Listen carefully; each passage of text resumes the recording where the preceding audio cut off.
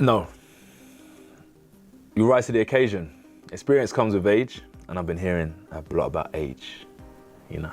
We are now, and I finally get to check that off my list, and I knew this was going to be a big fight. The build-up for this is huge. The press conferences are entertaining. It's a spectacle.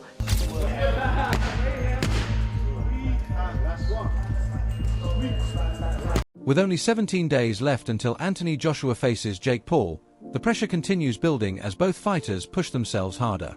Training is now at its peak. Joshua is sharpening his power, timing, and footwork, while Jake works through tough conditioning to keep up.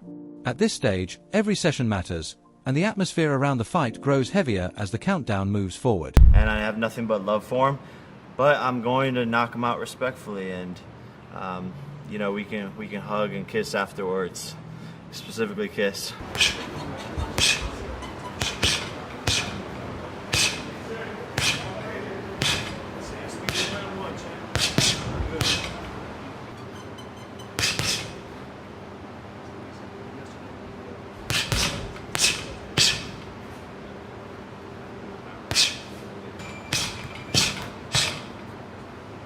Anthony Joshua's training camp is already running at full speed, and this time he has made a major change by switching camps. After his knockout loss in September 2024 and elbow surgery, this phase is especially important. His training includes conditioning, technique drills, footwork, and ringcraft under the guidance of Usyk's coaches. Joshua admits the change is big. The new environment is pushing him harder, helping him rebuild confidence, re-strengthen his skills, and prepare seriously for a comeback that could shape his career.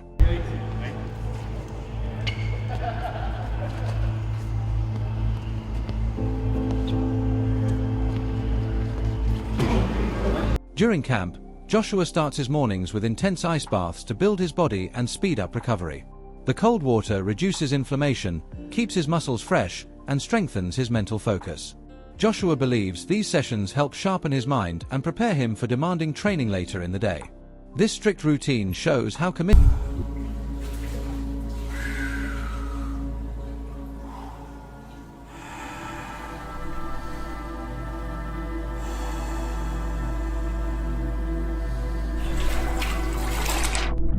Joshua is training in an environment built around discipline and constant improvement.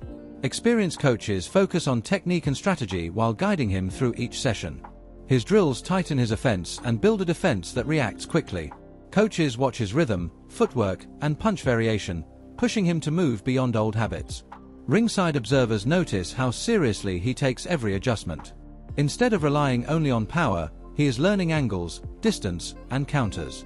His movement is becoming more controlled as he shifts between defensive slips and sharp counter combinations. This camp is helping him grow physically and mentally, sharpening his instincts for the unpredictable moments of heavyweight boxing.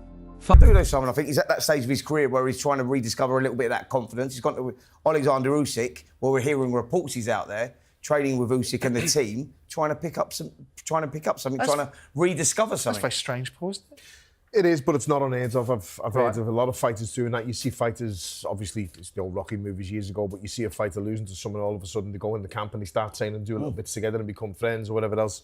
I think it'll do Joshua no harm travelling, but as you say, he's a little bit long in the tooth and he's a bit on the back nine rather than the front nine, where that experience would really come into play. But I'm just looking at his record here. He obviously, after the Usyk fight, he'd come back and he had 3 fights and then the Ngannou demolition Well, job. yeah, Jermaine Franklin, he had Robert Helene, he had Otto Wallin, and he smashed Ngannou, which everyone went hallelujah for, right? Yeah, but he's obviously not in like the box rec rankings to see where he is. But the Dubois fight is a fight where, what you've just said then, Spencer, like, match him right. I felt he was match right with Dubois. That's just my opinion. Just obviously, I was wrong on that and I was proved wrong, but I felt like Joshua would have and should have came through that, but he obviously didn't. So therefore, it's back to the drawing board, and where do you go from there? What do you do from there? Does he keep the same team around him? Does he go and find someone new and try and adapt and add to his repertoire already? And this move at Usyk, I don't know what it'll be, but if he's fighting before Christmas, then he needs to get in shape quick because there's only 8 weeks to go, let's say. Well, my understanding, he's in camp, he's in shape, and just looking to getting out and get back to winning ways is my understanding. That's why they're talking about 8 rounders. Yeah. He wants to sort of go under the radar a little bit, and it's difficult for someone like Anthony Joshua because he's such Very a much so. commercial commodity. He's always been in shape all the time, hasn't he? Yeah. He always will be in shape. He's never, ever not been... But it's not about his dedicated. physical shape, is it? No one's ever questioned his physical state.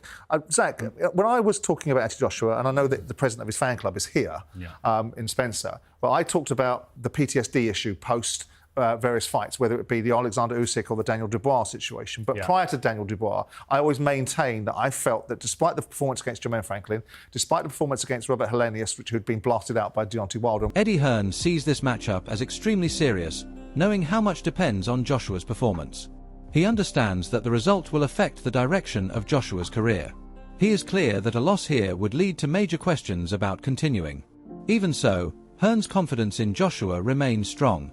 He believes the hard work from recent months has rebuilt Joshua's discipline and sharpened his mindset. From conditioning to sparring, Joshua has treated every step as if a title fight is on the line. Reports from inside camp show a fighter who is calmer and more determined.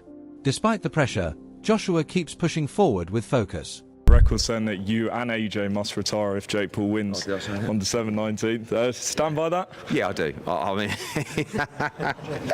I suppose so. Shit, yeah. Look, I don't see a world where Jake Paul wins this fight. I know that boxing's boxing. I mean, what was it? Roy Jones came out this morning and said Jake Paul can win this fight. Teddy Atlas as well. Teddy Atlas. Mm-hmm. Okay. All right, now I'm a bit worried. I won't retire. AJ should retire if he loses. No. Sorry. No, I see AJ winning this fight with ease, comprehensively, destructively, violently, and I don't see a world where Jake Paul is competitive in the fight, let alone win the fight. But luckily, AJ's not preparing in a way that he just thinks it's a joke. He's preparing for Jake Paul like he's a world title contender. Yes, it's been a little bit of a shorter camp. Yes, we've got to make weight this time around, but it doesn't matter. We should just slide through this guy and bash him up and beat him up, and we should do it early doors. Just lastly, you said as well that you told Nikisa that he was weighing 290 when you were negotiating. What impact did that have? Did you feel like they would have gone even lower if they knew he was weighing 265? No, I mean, I don't think that when you're negotiating on a weight, there's not one promoter in the world that would tell the truth about what the weight of the fighter was, and Nikisa knows that anyway. So it wasn't like we were being clever, but they wanted him to come to 240. And it's just, don't forget, AJ's never made weight before. So all of a sudden, he's tried, he'd been in camp for, 2 or 3 weeks, and he's probably sitting at, 260, 265. And it's like, you've got to make 245. One reason Joshua feels confident is the level of sparring partners in his camp. Footage shows him exchanging punches with top heavyweights, each providing different challenges. Jared Anderson, known for his power and fast pace, forces Joshua to stay sharp defensively and react quickly. Anderson keeps the pressure on from start to finish. Frank Sanchez brings a different test with his technical footwork and balance. Training with Sanchez pushes Joshua to adjust his movement and think more strategically. These sparring rounds are not just physical workouts. They create situations that mirror high-level competition. Each partner brings pressure Jake Paul has never faced, helping Joshua build a complete approach based on timing, accuracy, and quick adjustments. Jake Paul is being dwarfed by these way bigger heavyweights like Jared Anderson, Frank Sanchez, and Lawrence Okolie. Okolie is like 6'4.5", 6'5", and these guys are like 6'3", 6'4", probably. So now Jake Paul is the one that's smaller. So first of all, I will give credit to Jake Paul. Clearly, he's a person who is taking his career seriously. These are quality sparring. I mean, a real boxer, because people say he's not a real boxer, but a real boxer would be using the same guys in their sparring camp. In fact, I just told you Joshua used Lawrence Okolie. I don't know if he sparred with Anderson or Frank Sanchez, but these are all regular ranked heavyweights. So credit to Jake Paul for that. And, I mean, he's going to need it. Joshua is a different breed to, like, a Mike Perry when it comes to boxing. Different frame, different size. In case you didn't believe me, right? Jake Paul, this is what MVP promotions posted. So Jake Paul top sparring, right? Heavyweights. And here's some pictures of Joshua with Lawrence Okoli. And again, Joshua, a big dude, but you see Lawrence Okoli, and he probably was cruiserweight back then. I mean, I don't know exactly when this picture was taken, but he's only like an inch shorter than Anthony Joshua. And now, as he's moved up to the full heavyweight, he has filled out more. You see, he looks even bigger than when he was a cruiserweight. Now, I got to research it, but I want to say I thought Lawrence Okoli. Tony Jeff views Jake Paul's progress through the perspective of someone who has watched him grow over several years. He acknowledges that Jake started with limited skill but gradually developed discipline and fundamentals. Jeff highlights improvements in Jake's punch technique, distance control, and training habits. He gives Jake credit for learning from experienced coaches and pushing himself more than people expected.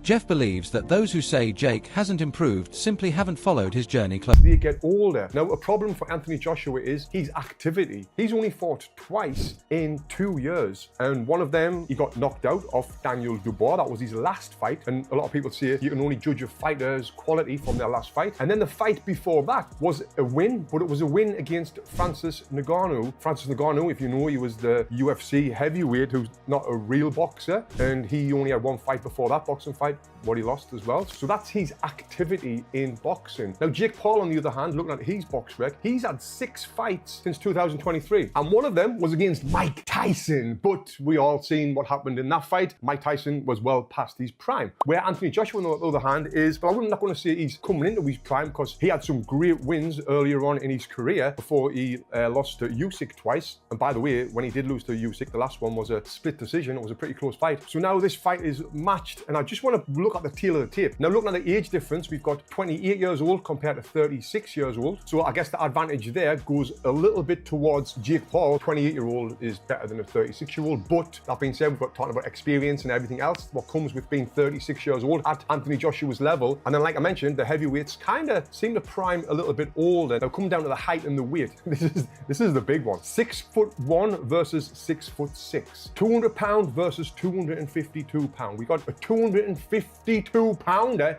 in Anthony Joshua. The reach advantage is a lot, which we would expect. Amateur fights, we can see that Jake's only had one, where AJ's had 43, but 43 of them are included at the highest level, Olympic level. And yes, he won the Olympic bloody gold medal, if I don't need to remind you. Now, in the pro record, Jake Paul has had 13 fights, lost 1. AJ has had 28 fights, and he's lost 4 with 25 KOs. And the one person that Jake Paul lost to was Tommy Fury. Now, can we compare Tommy Fury with Anthony Joshua?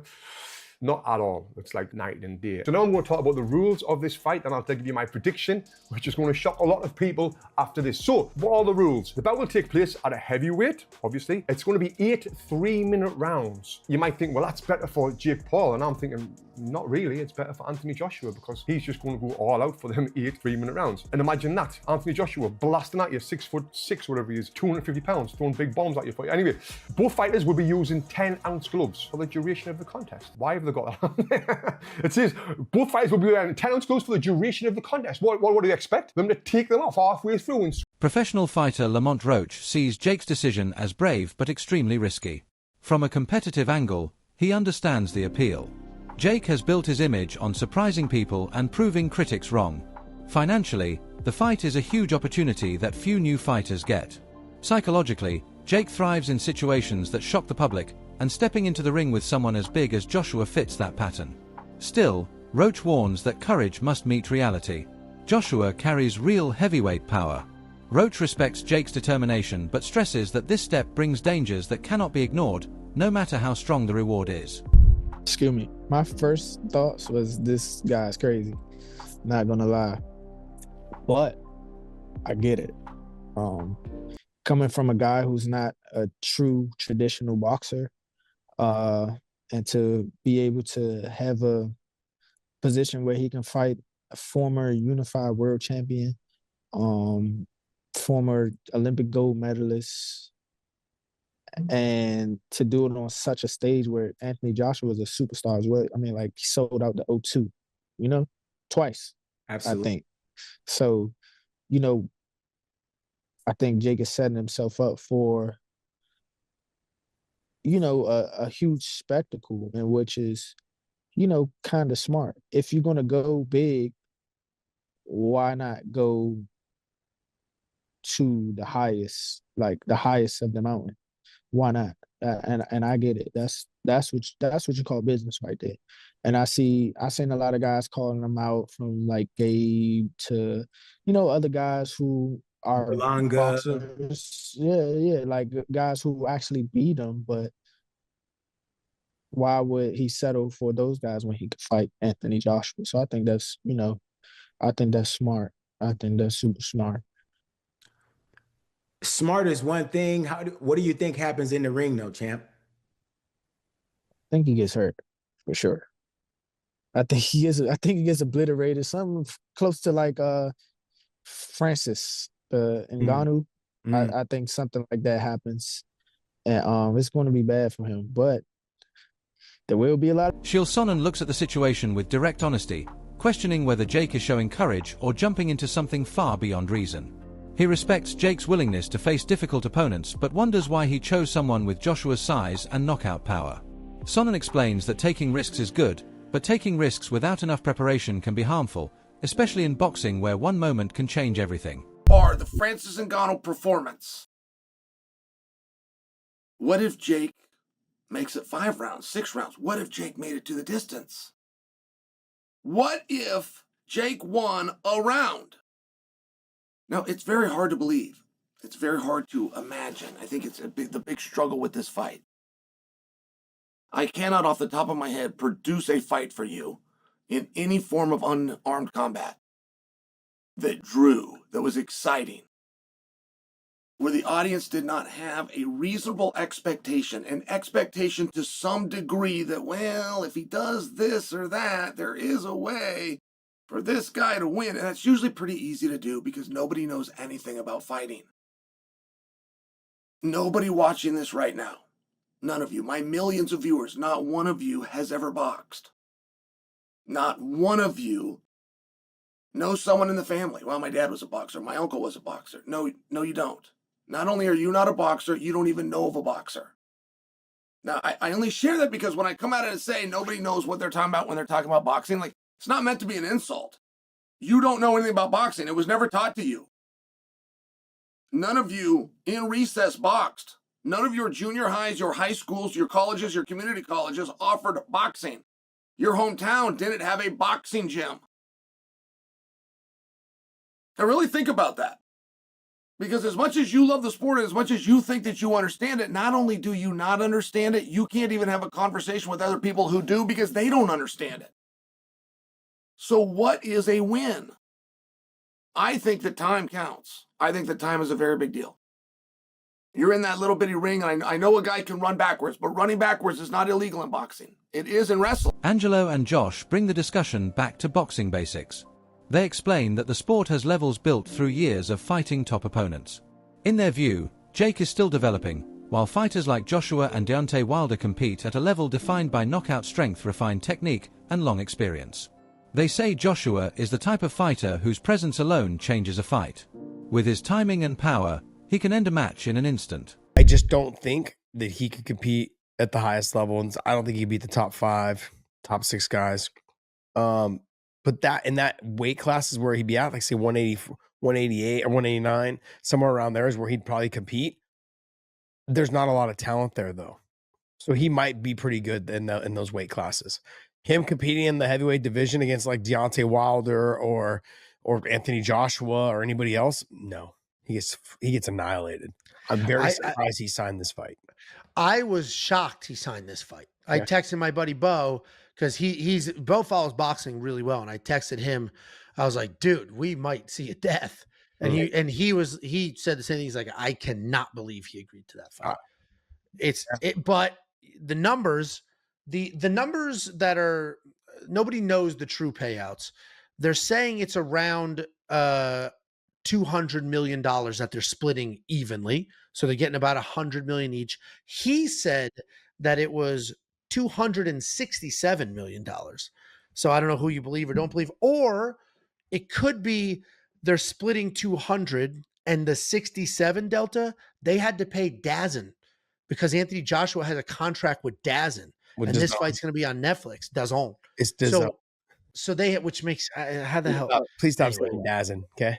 DAZN. That's like Saint Benoit, okay? Where's the O in DAZN? It's That wraps up today's video. Stay tuned for the next update.